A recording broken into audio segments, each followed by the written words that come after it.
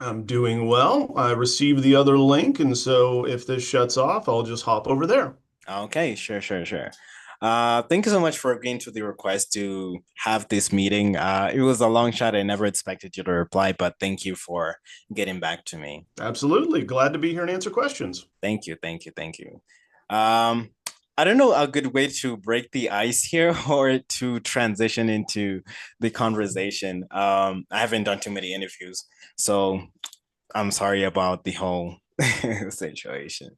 No, I'm happy to introduce myself and my bona fides if that assists. Okay, sure. So can you introduce yourself for people who may not know you? Absolutely. I'm Dr. James Hutson. I work at Lindenwood University, heading up the Human-Centered AI Research Program, and have done extensive work, especially on copyright and AI relating to creativity in different industries. So I have books both in cinematography and AI video art, as well as those in fine art, such as painting, drawing, digital art, etc. The AI versus copyright law is a very huge topic right now.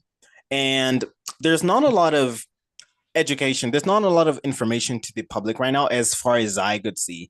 Yes, there is a lot of information for people who are familiar with the field, but for someone who isn't as conversant with the terms and with everything that happens there, it's very hard for them to understand. So I'd like for us to start with the very basic question.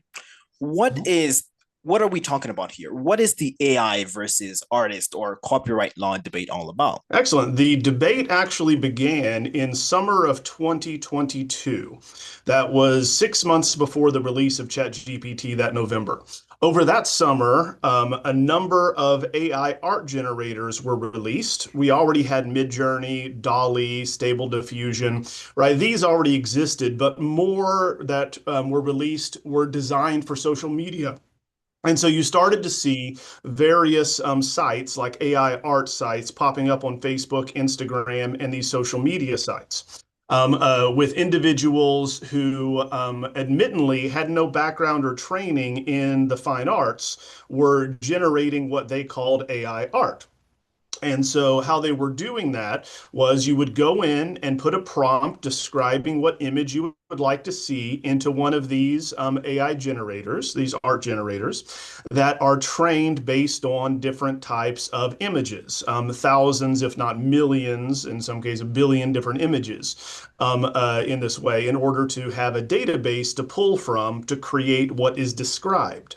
So the main debate started with an initial knee-jerk reaction to those in the creative fields who spent their entire career training to learn how to be a painter or be a designer or work. And this is the first debate started because it hit the creative industries first for 2D works of art, that being, things that could be digitally displayed on a two-dimensional surface. And so those that were the experts, right, in these fields, obviously were insulted when others claimed to be able to do the same thing with absolutely no training or background or understanding, as they saw it, of the aesthetic principles that they were putting forth. So the original debate started because of that infringement upon this other domain of expertise among amateurs. So individuals that were not, they didn't see them as artists, claiming to be able to do the same thing, which then, of course, threatened the notion of what creativity and fine art was. But there's a lot more that developed since then. But this just happened to hit the creative side first. We've had the cult of the amateur on YouTube as a well-known kind of phenomenon since the mid 2000s, right? So with individuals with no background in cinematography, video editing, and or other skills, we're putting up amateur videos, right? So YouTubers and vloggers, etc., and really celebrating the fact that they had no technical expertise, but it looked raw and real to that generation. So we've already had an example of that. The difference being how the content is now created. Yeah. And you've mentioned when these models came out, when all of this conversation started happening, the major basis or much of the attention was not directed to it because, as you'd expect in the beginning, it wasn't that good. the quality of the output being generated was not comparable to what is being done today. But as the models kept getting better and better with the training data increasing correspondingly, the output kept increasing in quality as well. And this is where, as you've mentioned, a lot of other people who are familiar with the fields, the experts, if you want to call them that, they started to take interest in this. As you mentioned, you have these people who are amateurs, of people who don't have any experience in the fields, doing something that these people have taken years to master. And the and all this time, everyone has been relying on the copyright law, something that had existed for years, for very many years. But this copyright law very much relied on human ownership and originality. But as you'd expect with AI, that line gets blurred a lot. So why was it so hard for this copyright law to cover these situations? Exactly. Yeah, so copyright, if we think about the notion of being able to mechanically reproduce an image, that goes back to photography in the 19th century. And so, which, by the way, copyright law did side with photography, we might add, as being able to be copyrighted. Even if you're taking a picture of another photograph or another person's painting, it can still be copyrighted, which is an important kind of point to make. But the reason why copyright law is straining and is being rewritten as we talk right now is because it was not designed for how these models work. It was designed for discrete productions or works such as a painting, a photograph, a film, right? In this way, something that was unique. And so, if someone took it, so if you just watched a movie, recorded it, right, with screen capture or whatever equipment that you wanted, and then sold it on the internet as is, that's copyright infringement because you were taking the exact thing as a whole, right, and selling it for your own benefit. So that is an infringement and a violation. However, the way in which these models work is not taking just one work and then reproducing that one work. So when you ask for, I would like a cat poster in the style of Van Gogh's Starry Night, it's not outputting the Starry Night, right? It's using the training data that it has, training on millions of images, and then putting the context together, right? Layering it through, in this case, diffusion modeling, where it denoises, so it looks like it's kind of fading into focus in this way, and producing something that is not copying one specific work. Instead, what it's doing, as a judge stated last November, is synthesizing. So this goes back to Google's lawsuit. So if you've heard of Google Books, you can go on and look at sections of any book ever published, but only sections of it because of a lawsuit.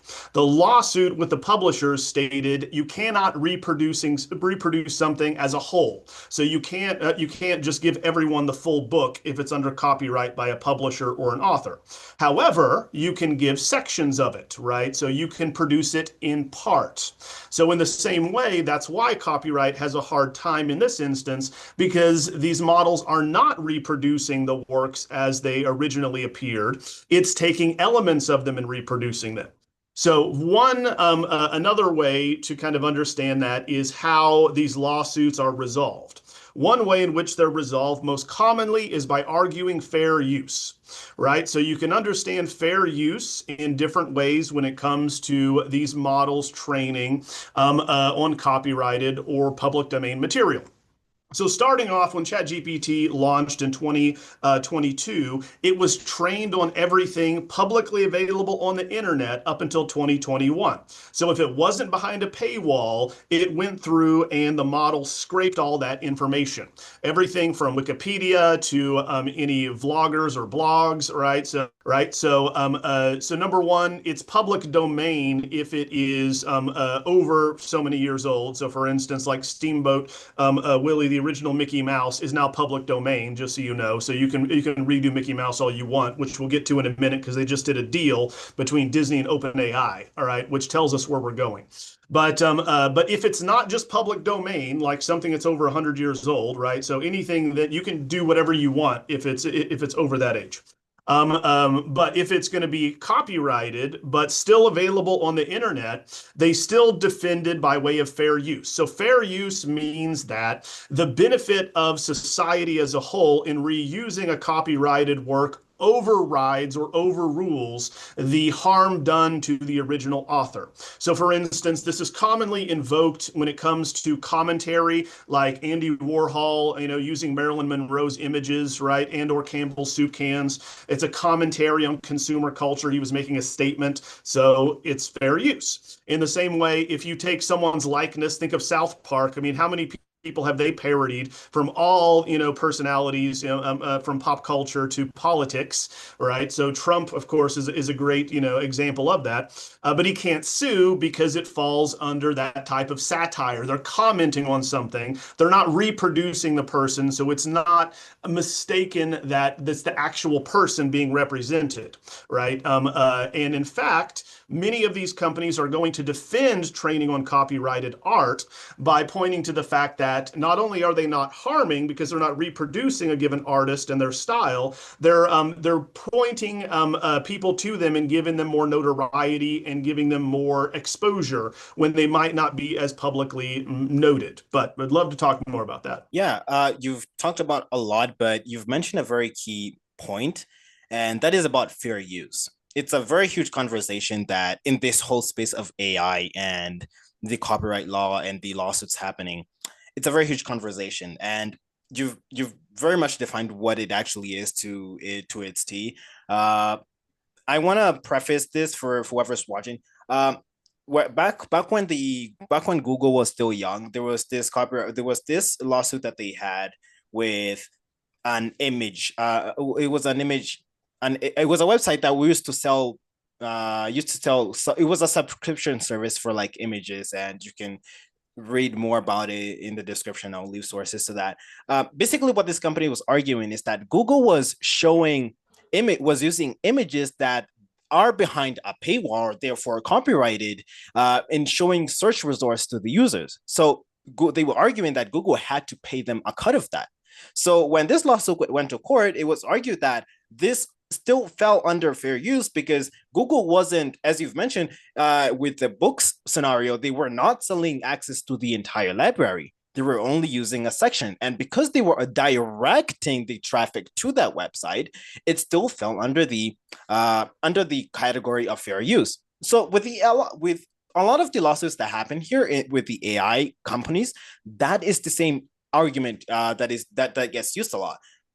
We're not reproducing the same image. We're only using a huge library of images to now reproduce a new image that is a derivative of very many images. Therefore, it's not the same one. Some constructive, what do I call it? From reconstruction that's been done to it to therefore distinguish it from the original works. And also it also falls behind the same line of you can't copyright for example, if you have the Studio Ghibli art trend that was happening a few months ago. The basic argument is that you can't copyright a style. If I take an image of myself and then I put it and then I ask ChatGPT, hey, can you reproduce this image in the style of blank? The person who is affected by that, or the artist who that reference image has been used from, cannot copyright that style. They can copyright that image. The studio can copyright the characters and everything that happens in their films, but they can't copyright the overall style. So that's where a lot of this pushback happens. So what happens when I, as an artist, have my works used to train this AI models, and then once I try to take them to court or try to find some sort of justice for it, what happens then? Because they're going to argue, hey, we're not reproducing the same image. This is all under fair use. What happens then? What do you think about this whole conversation and all that blanket of so many things that happen over there? Yep, there's a class action lawsuit ongoing for over a year and a half now that addresses that exact question. In that, yes, we need to clarify. You have artists that state, look, you can output in my style, therefore they must have trained on my work. All right. Okay. So that's their argument. But if you want to take that to court, you need to prove two things, right? You need to somehow distinguish between your style and trade dress. So you can bring someone to court for violating trade dress, which is what they call your creative intellectual property as that image as a whole that you're talking about. But trade dress is not style. So you have to argue that they, number one, trained on the entire original image and not just a part of it.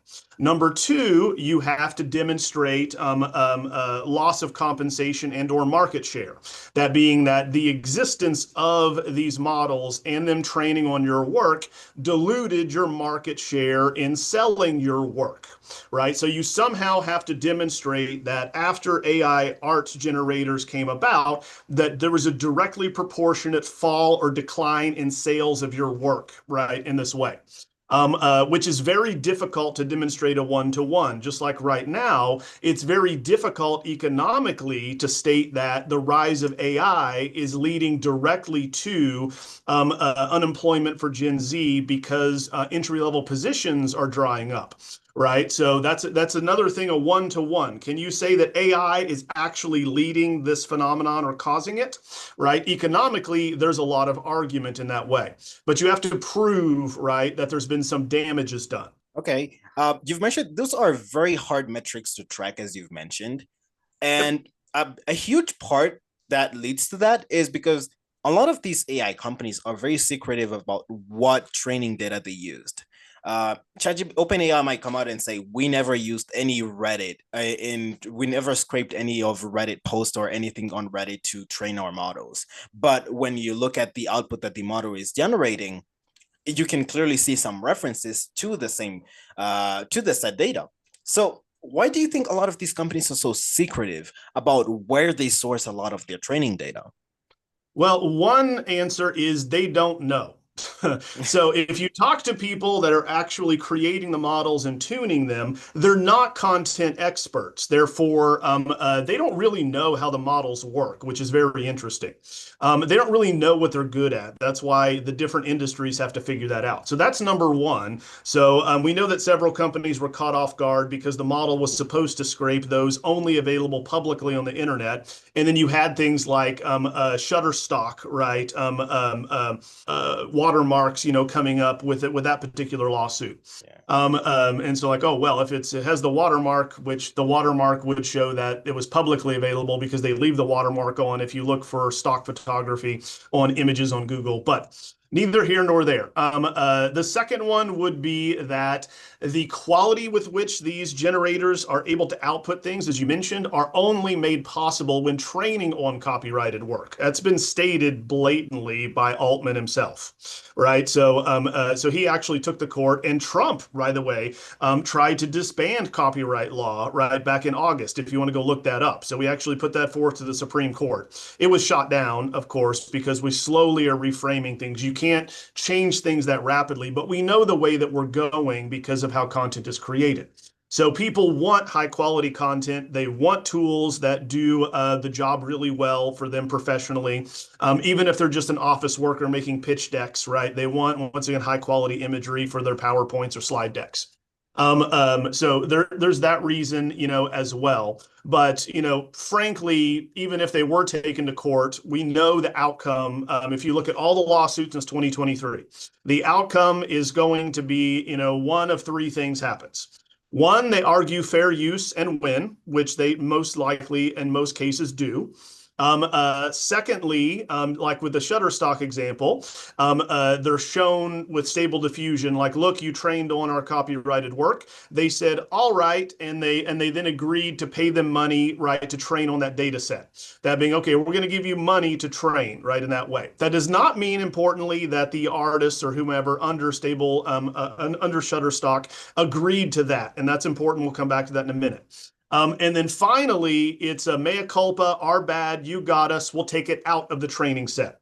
However, as anyone knows who does any training on the models, it is very difficult to get something out and to untrain it because it's not just taking one work and deleting it, right? It's been trained and integrated with millions of other works. So to eliminate every trace of it is almost impossible.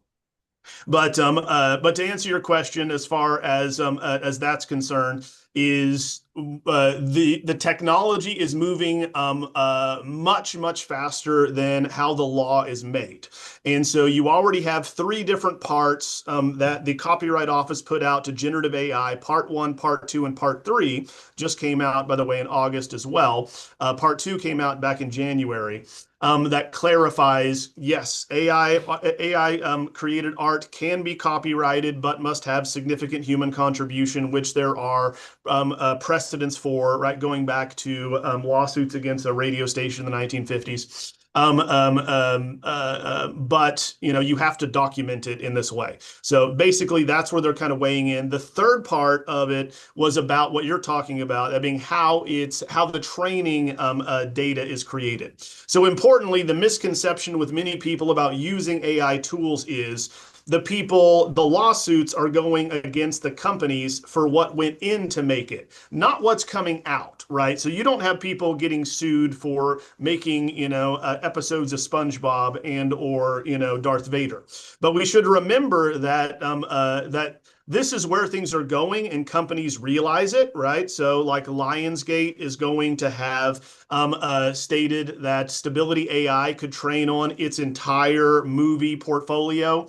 And then, of course, you found just a few days ago that Disney signed $1 billion deal to let OpenAI train on all of their characters.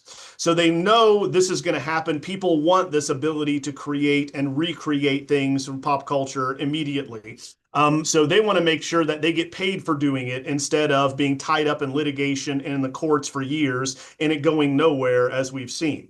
But importantly, with the ability of Lionsgate to say, yes, train on our entire portfolio, you might say, well, what about all the actors? Just like if you say Elsevier and other major publishers stated, Oxford University Press, Cambridge University Press, they all stated, yes, Anthropic, OpenAI, Gemini, you can train on all of our books because we want that information out there for people to find our books. And so, but the authors, there's a lawsuit with several lawsuits with the authors saying we didn't authorize that. But it doesn't matter because when you sign up, you're signing the copyright over in many instances to the company. So you're signing away the use of your likeness to the company, which is how Rogue One they were able to digitally resurrect a deceased actor, even though the family sued because the company said we own the rights to that actor, right? And so then it gets really interesting as to where we're going next. Yeah, it's a very murky situation, especially as you've mentioned close to the end with the Lionsgate situation and the Disney situation. If we take those as an example, I'm thinking of a lot of these stances that most of the actors are going to have. We're obviously going to have those who are going to be for the technology. They're going to be okay with their likenesses being used to train these models. But there are others who are going to not want that. There are others who are Mhm. not going to want their likenesses to be used to generate videos of something that they, if it's a movie, something that they never acted out. That obviously Mhm. comes with a very huge myriad of problems that they don't have any control of. So I'm Mhm. thinking to myself, because these companies have gotten in situations where where iTunes have came out that, hey, I don't want any videos of with my likeness to be generated, and then OpenAI says, okay, we're not going to allow that. It still doesn't do much because, as you mentioned, it's very hard. You're not specifically untraining his likeness or his data out of that model. You're just putting a safeguard to the. You're just telling this model that, hey, if this person says X, Y, Z, do not do that. And obviously, there are very many loopholes around that whole situation, which leaves the actress and the artist, if we go back to that, very vulnerable still, because we can still go to court, we can still have all these things happen, but there's no final solution. That's why you have countries like Japan avoiding that whole entire situation of dealing with lawsuits and all the litigation and just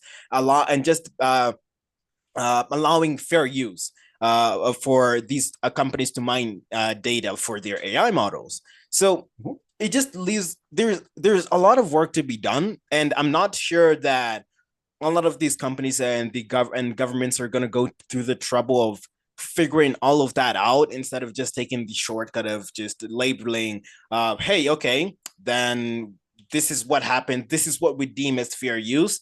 If whatever this company did does not fall under that, I'm sorry. It's just what happens. Um, I'm not. I'm very curious to hear you dive deeper into that because you've mentioned it. I'm very curious to hear what you think about that whole thing of there not being one size fits all solution to all these problems. Yeah, exactly. So you have an unprecedented moment in history where people can create anything that they can think of, right, at any time. And we haven't considered what the legal ramifications of that might be. So, for instance, Bruce Willis, who knew he was getting dementia, sold his likeness to a Russian liquor company to act in a commercial for them that he never acted in. So basically, they did a capture of his image, and then you had a guy wearing a mocap suit acting it out, and they just layered on top of him, what Bruce Willis would look like doing that. Right. So that's one example. He only licensed it for that one example, though. So it was misunderstood that in perpetuity his likeness could be used in any movie film. However, there are others which show us where we're going. Elon Musk's ex-wife, for instance, is a singer, and she says that anyone can train using music generators and use her voice to sell music if she gets 20% of the cut, right? And so you see different business models coming up going, I see where this is going. I can either let people do this or cash in, right, in this way, or take advantage of what's happening. So, but you're going to have some people that's like, no, I don't want that. Okay, so an example of that would be Robin Williams and Suzanne Summers both had digital recreations of themselves or dead bots made by companies. Right. So Suzanne Summers, her husband allowed a an AI clone to be made of her so that her she's deceased so that her fans could talk to her and interact with her. But it's also a way to keep the brand going, right, and to keep sales associated with her merchandise, etc. But also, on the other hand, right, you have Robin Williams' daughter suing over an AI clone made of him, stating he would never want that, right? However, if you don't leave that in writing, this is one of the considerations for actors as well. If it's not in writing that you don't want that your images, likeness, etc., to be resurrected or reused in a particular way, if it's not in writing in some legal document, you have nothing to stand on, right? So the family can sue, but you need to have it stated specifically for the estate of that individual that cannot be used as such. I mean, we've had everyone from Marilyn Monroe to Fred Astaire to Tupac, right? So Bruce Lee, all of these have been digitally resurrected for commercials and or for entertainment. So why not in movies, right? In the same way. All right, so this is something that's going to have to be considered, but that's what you're signing over. So looking at as an actor, what are you signing over as far as when you make a film, right? So are you signing over your performance? Are you signing over your likeness, etc.? So as you mentioned, you cannot copyright style.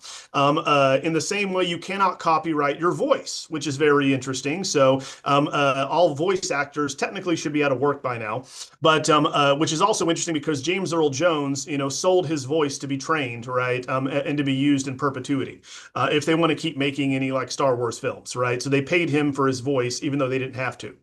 So yes, it's going to be a very interesting. Now, right now, we should note that AI is not the best at acting, right? So actors emoting, reacting, conveying empathy are way ahead of where the AI models are. But that's right now. So we need to consider that in, you being able to say, I want an opening shot panning to a woman, in silhouette. I want a man behind her, silent, tears welling up in his eyes, etc. So, eventually you'll be able to direct it just like a director. But we have to consider, where is the kind of human element? And you mentioned Studio Ghibli as well. I interviewed the first AI video artist to make an homage to him 2 years ago, and he got death threats. So there is this very strong and powerful notion and protective instinct of humans, right? Believing that creativity can only be human. Machines cannot be creative. And it's this instinctual existential crisis that we're facing right now. But from a legal standpoint, you have to actually address it, right, and put it in writing somewhere. Sorry. Yeah, you Just had Seinfeld as a 90s sitcom that was resurrected in the early 2000s, which is kind of Seinfeld Forever, which ran 24/7 with AI actors and dialogue that just remember that Seinfeld was a show famously about nothing, right? So there was no point to it. There was no goal of the protagonists, right? No specific antagonist that would drive the character or the plot forward. No MacGuffins in the same way or story arcs. And so that's what this AI generated session was. It just ran 24/7, day in, day out, right, with just the characters of Seinfeld going back and forth. Of course, it was free, it wasn't being monetized, and it was very obviously transformed because it wasn't the actual actors' images, right? It was more cartoon-like images, right, that was doing it. So in considering videography, that becomes very interesting. But most of the lawsuits associated with AI video is still specific character infringement. Not No one has tried to recreate an entire episode, right, of Game of Thrones or an entire movie, right, like any of the Marvel movies, and tried to pass that off. That would be direct copyright infringement. But someone may have put into one of their films a character that looks like Thor, right? Or that looks like SpongeBob, right? So then you'd have to consider how did they use the character and did they specifically note how it was transformed and or commenting on the original character, or are they trying to pass it off as the original character, right? So these are the nuances we have to consider when thinking about AI video versus AI imagery and copyright.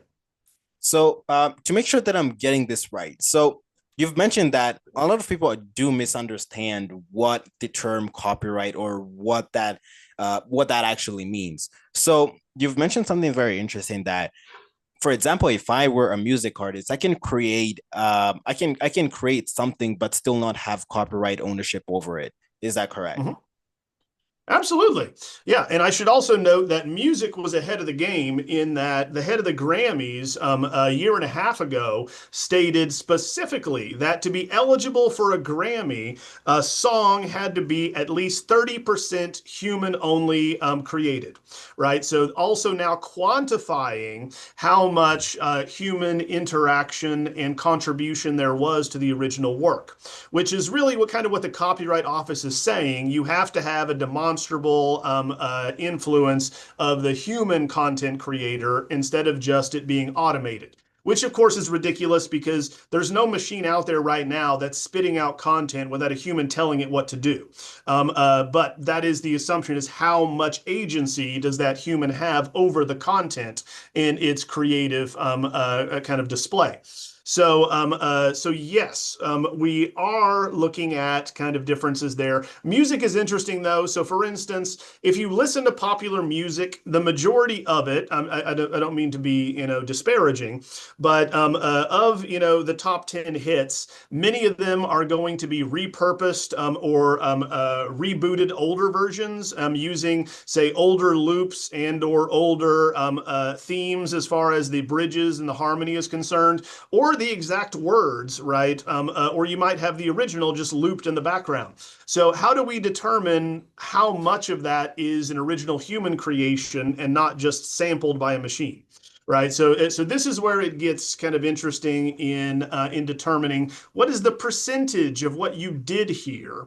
And so the first person to actually get an AI work of art copyrighted was back in January of 25, an American slice of cheese. And so he went overboard in this company and just recorded himself just talking. He didn't touch anything, he didn't do anything, but he just told the AI, okay, modify this. Okay, now cut this. Okay, now change this color. Now change this filter. Now make this more shiny. Now do this. 33 different changes he told the AI to do. He didn't touch anything, right? Which is very important. But it was copyrighted because it fell under their definition of demonstrating the human agency and role in the creative process. Okay. You also, so a while ago, I think it was a year ago, I came across this YouTube channel that was running a 24/7 SpongeBob marathon, but very clearly it was not an actual original SpongeBob episode. It was an AI generated one. They clearly indicated that in the description. So Mhm. you mentioned something very interesting that as long as I'm not trying to pass it off as being the original one, and I'm not monetizing this derivative version, it still kind of falls under the same fair use bucket, or it's still regarded as fair use. Is that correct? Or like how does that entire thing, can you talk about that a little bit more? Sure. I mean, obviously, right now, a company like Nickelodeon wouldn't waste its time taking that creator to court, right? It's not worth their resources or the legal fees associated with it. There wasn't enough, compensatory damage done in that instance, which would, number one, lead to a successful litigation.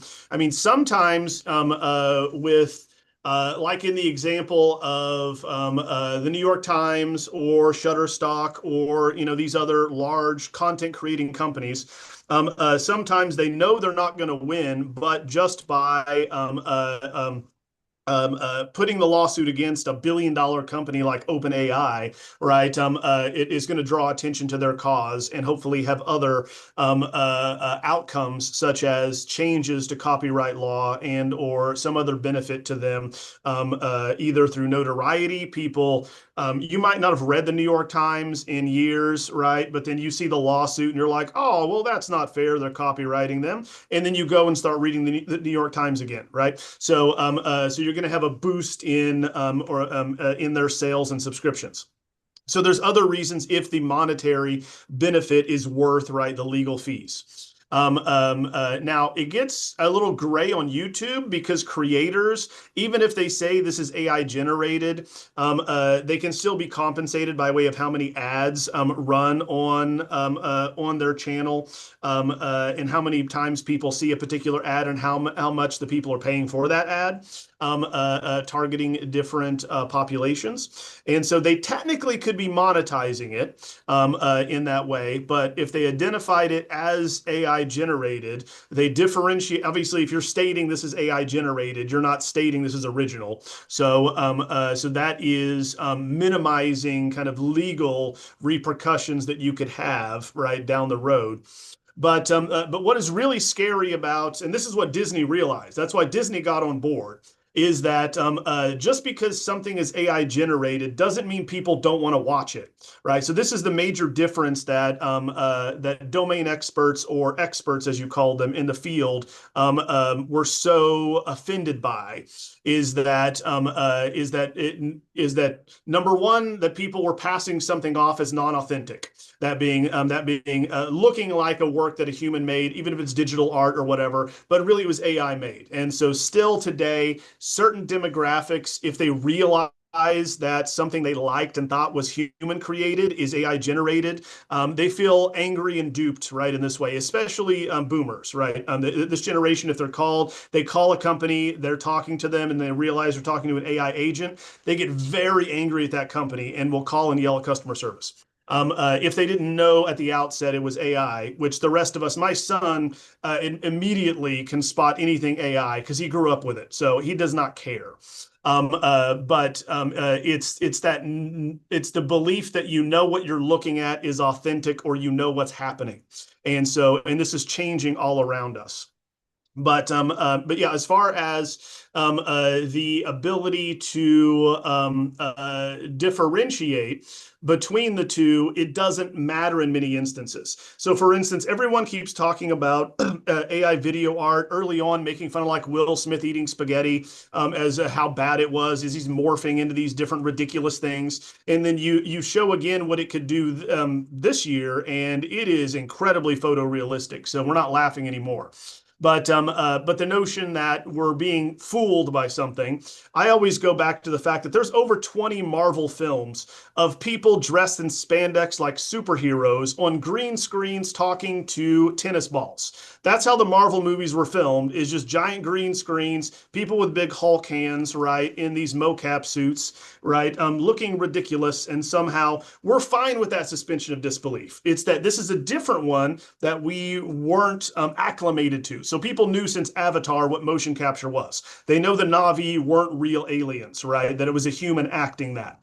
But understanding how the technology works is one of the major inhibitors for our population right now to effectively move into this new world. Just going back to it, I remember back in 2023, I would sit before dropping my son off from school. We'd sit in the car waiting for it to open.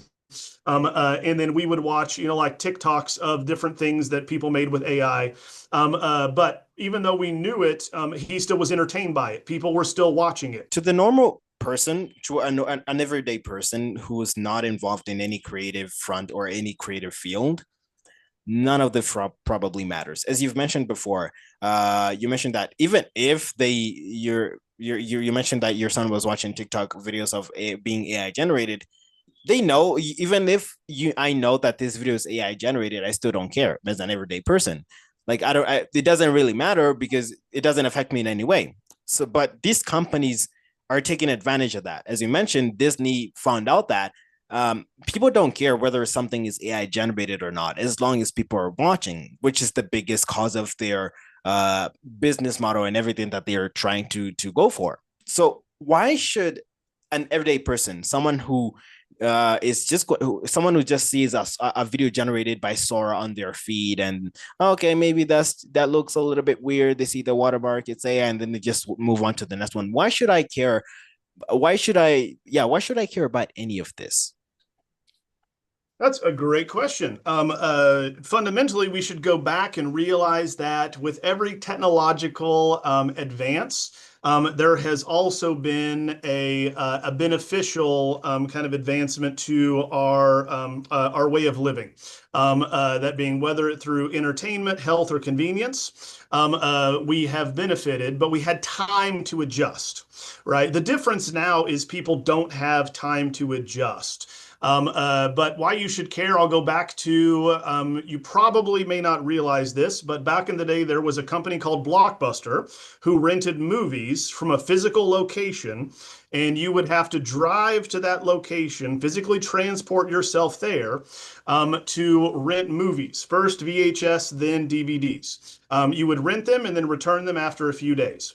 So the benefit of doing that was, of course, the experience of going out and talking about movies with whomever you were with, but you had a greater selection. There's always going to be those movies there every time that you're there. Every comedy ever made, right, that they purchased, every drama, every sci-fi, they're permanently there, and you can come back like a library and check them out. Now, there was a $40 late fee on the founder of the Netflix creator who got so upset he started his own company whereby he was mailing in DVDs, right? That's what Netflix started as, right? So we'll send them to your house. Right. Now, of course, the limitation was he didn't have all the movies under the sun. You selected from like 50 movies, right? So, but usually they were the latest releases. They just came out. They mail them to you. Whenever you're done, you mail them back, right? And then they'll send you another one, right? So, starting out, that showed us where we're going today, which as when you're watching Netflix now, right, it doesn't have every movie under the sun. It doesn't have the movies that were there 2 weeks ago, right? So they pay for the rights to stream them for a limited amount of time and then they go away. They may come back, they may not, right? But you're still watching Netflix because you'll trade, right, a choice for convenience, right? So we're fine watching a movie. Maybe it's not the exact one we were thinking of, but it's there, and I don't want to get off the couch, right? So we'll trade, right, certain abilities to choose for that. So what's happening now is the same thing, is that why should people care? Because things are going to get more entertaining, personalized, and easier for them. So maybe you only like one character on Star Wars. Well, then you say, generate me an entire subplot of The Mandalorian with just this one character that's a henchman of Boba Fett's, right? Right. I just want to see that character, right? Continue the plot line, go. And it just creates it for you, knowing what you like. It trained on everything you watch, so it knows what narrative plot points that you like, what characters you like, what entertains you, etc., and it makes it for you. All right, so that's going to become more and more common. Music, sure. So I like this song. Make one like it, right? So give me a full album like this, right? And it'll be able to do it in the same way. But that's at the expense of choice, right? So that's what we're moving towards. Why should you care? Because you're going to have more and more decisions made for you. So being aware of how the technology works allows you to stay in control of the technology, right? Instead of being led around by it making decisions. It's already making decisions for you. It tells you what movies to watch, what doctors are available near you, what restaurants to eat at, right? So it gives us all of this information, basically, giving us three choices, like we think that we have a choice. But understanding how the technology works is going to allow people to make more informed decisions, right, and not be controlled by these companies and by advertising. So from my point of view, that's the main reason why people should care. But they should also care in understanding how the economy is going to work, right? So, and how content is generated. We're not going back, right? So, most of the lawsuits in the examples we've been discussing have fallen flat or been dismissed, right? So, most have not succeeded against the AI companies. And they won't, because we're slowly transitioning into this makes money, right? So this is something people want, which is the ability to do my work more effectively. So back in the day, imagine if I had to still type out reports on a typewriter. Anytime I messed up, I had to use whiteout or type the entire page again. Well, now we have word processors since the 1980s, so it'll change the spelling for me, it'll change the grammar, it'll fix mistakes, and I can just copy and paste, right? So in the same way, the things that are making us more productive at work, we want to carry over into other areas of entertainment. Now, that doesn't mean that it can't be used by fine artists. So we need to also be clear that what have you been watching that's been real in movies for the past 30 years, right? So ever since we've had, computer generated graphics, we've had VFX, right? Visual effects. You've had Photoshop, right? So you've had filters over characters, changing of lighting. We've always had things that were not real in order to impact us in a particular way when watching a film. In the same way with art, every section of art from cave painting to today is driven by technology. So if you look at the Renaissance, right, anything from the Mona Lisa to the Sistine Chapel, all that's based on the technology of linear perspective, which was a technology to fool us into thinking that there was something behind the surface. So, but artists have been using technology forever, right? So from the printing press to photography to digital art, right, in the 1960s, having it print out, right, different patterns, right, on the surface of a printer. That was a work of art for Vera Molnar, right, believe it or not, until today. So this is not different. It's just another technology to express the human condition. So, and again, we can back up. Someone living here in the town where I am created what he calls a sentient computer back in the 90s. And he claims that this computer, he allowed it to make decisions itself and it makes its own art. So you can go out and look him up. It's Stephen Thaler. But so he tried to copyright one of these works and state that this should be copyrighted, but the owner should be my computer, right? So it should be this computer because it made it. I didn't tell it to do anything. It should have the copyright. And so the Copyright Office and the Supreme Court turned him down again, stating that AI cannot own property. It cannot own copyright. It is not a person. It does not have personhood. His lawyer then countered and stated that, well, corporations can own property and copyright. Corporations can be sued. Corporations can own land. Why can't an AI? So that's where we're going eventually. But as of this moment, no one is creating an entire movie without humans directing it section by section. Every AI video you see is usually thousands of small little 2-second snippets that are being edited together by a human in Premiere Pro. Right, so because we're not there yet to make long form with just saying, give me an opening scene, right, of the Iliad. There is a shipwreck, someone's washing ashore, right? He's sunburned, his hair is long, right? So he slowly opens his eye, and we have a glimmer of how jaundiced he is. We don't have the ability to do that, and then it spits out a 15-minute thing. So at the moment, this is all still carefully controlled and orchestrated by humans. And so, but it's the thought that machines can do things like us that freaks us out. Yeah, I'm sorry for taking up more time than I just told you about, but I have one final question. Sure. And it's about something that a lot of people are taking a lot of interest right now, and it's about the AI bubble. Have you heard of it? And what do you think about the current situation? Because it's very, very interesting to look at.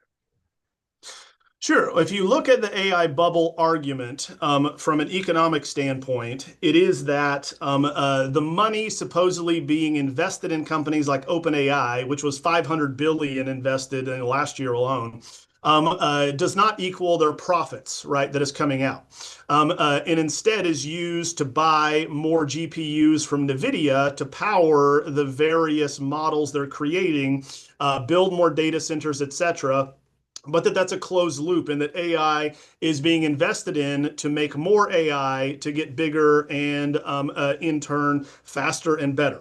That's the AI bubble argument, is that there's not the same amount of value being created as is being invested, which is likely true. At the moment, it is true. That being, it's not generating as much revenue as is being invested in it.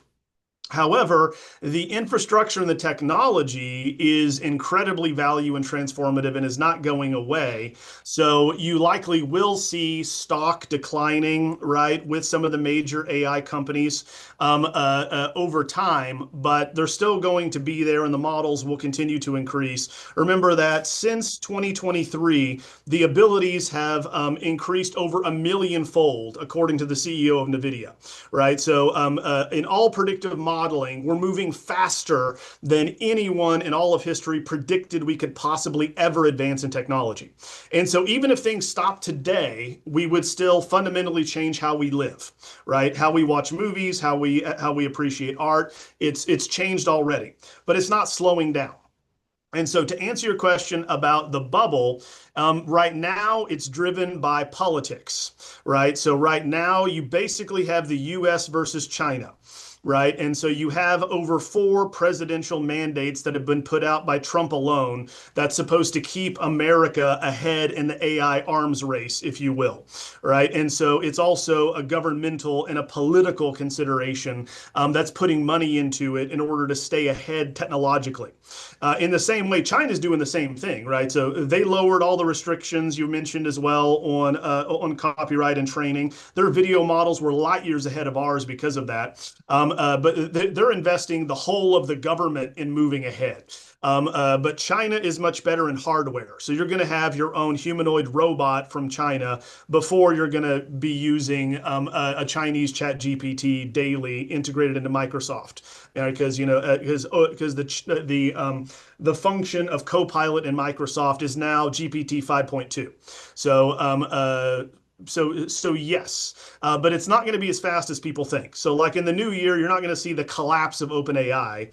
You might see a market drop in shares, but it's because of other factors, not just the revenue they're generating, but in what that means long term for infrastructure and the capabilities of a nation.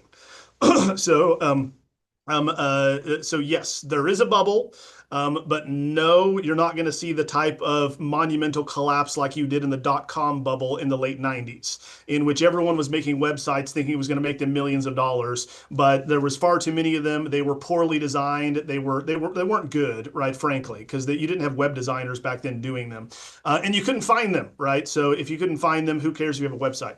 So it wasn't making any money whatsoever, even though people thought it would be the next billion-dollar idea.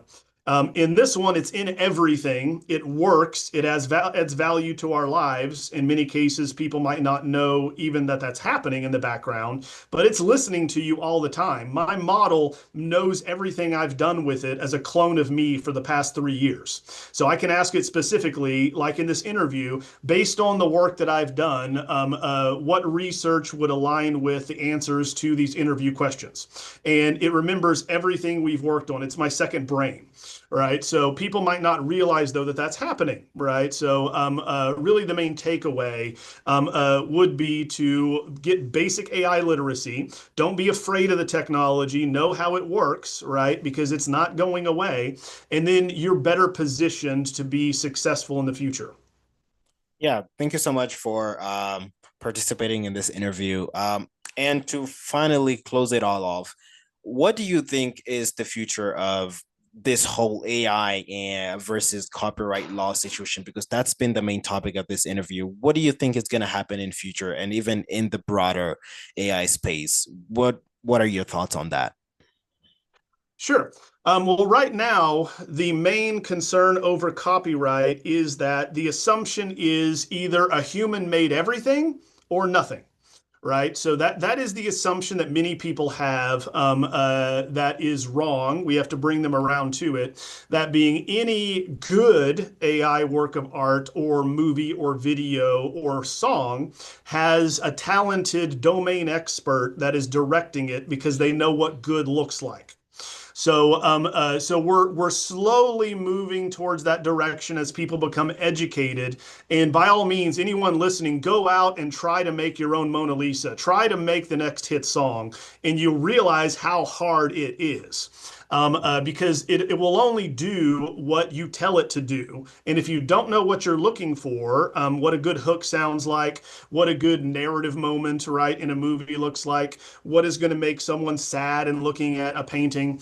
If you don't know what does that, then you can't do it. So to answer your question, where we're going is a world that catches up with where we're at, which is the fact that we have a technology that can create things, generate. That's why it's generative AI. It generates things, new content, right? And that it can be copyrighted. Right now, it can be copyrighted if you show how you were involved. So just record yourself doing it, and then there you go. You can copyright it.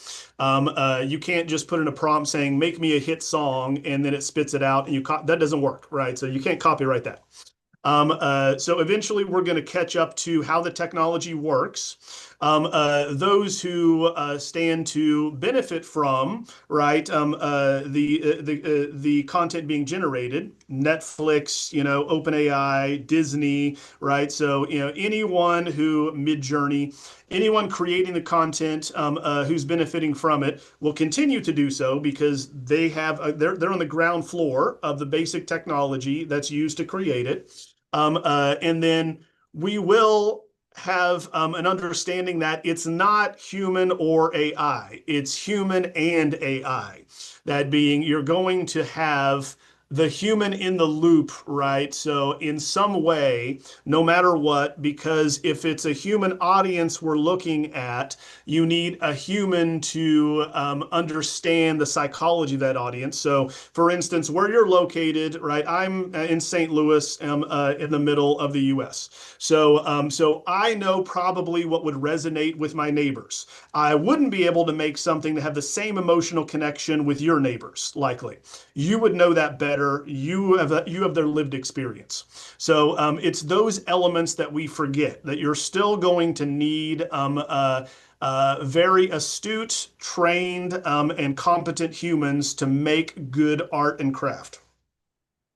Yeah, thank you so much for everything, the answering the questions and your very meaningful insight into each and every topics, each and every different topics that we've talked about here. And to everybody watching, make sure you go check out his work. I've linked it all down in the description. Very awesome stuff going on down there. And make sure you keep an open mind, learn more, because it's a very much changing space and very new developments happen each and every single day. So thank you so much for participating in this interview. I'm very, very grateful for even responding to my request. And yeah, I cannot express my my thankful. I cannot express how grateful I am. Thank you so much. And I have a question. How do you want me to credit you besides the paper that I got you from? How other way would you want me to credit you in my description or in the video? Oh, and of course. So you could just say that I'm Dr. James Hutson. I am professor and department head of art history, AI, and visual culture at Lindenwood University in St. Charles, Missouri, USA 63301. That would be the full way to credit by way of an academic work. But happy to help any other way. Thank you so much. Very, very grateful. I'll let you know when the video comes out, which hopefully is going to be this weekend. So, yeah, thank you so much. I really appreciate Absolutely. everything. Yeah. Thank you for having me, Lenny. You have a great week. All Yeah. right. Same Bye. to you.